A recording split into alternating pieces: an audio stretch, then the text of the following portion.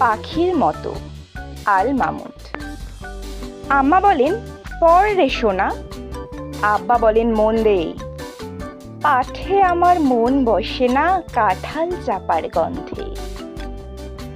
আমার কেবল ইচ্ছে জাগে নদীর কাছে থাকতে, বকুল ডালে লুকিয়ে থেকে পাখির মতো ডাকতে। সবাই যখন ঘুমিয়ে পড়ে কর্ণফুলীর কোলটায়, দুধ ভরা ওই চাঁদের বাটি ফেরেশতারা উল্টায়। তখন কেবল ভাবতে থাকি কেমন করে উড়ব, কেমন করে শহর ছেড়ে সবুজ গায়ে ঘুরব। তোমরা যখন শিখছো পড়া মানুষ হওয়ার জন্য, আমি না হয় পাখি হব, পাখির মতো বন্য। ঝিনেদার জমিদার রবীন্দ্রনাথ ঠাকুর। ঝিনেদার জমিদার কালাচাঁদ রায়রা, সে বছর পুষেছিল এক পাল পায়রা।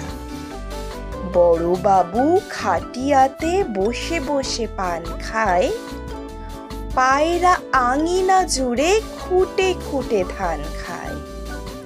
হাঁসগুলো জলে চলে আঁকা বাঁকা রকমে, পায়রা জামায় সভা বক বক বকমে।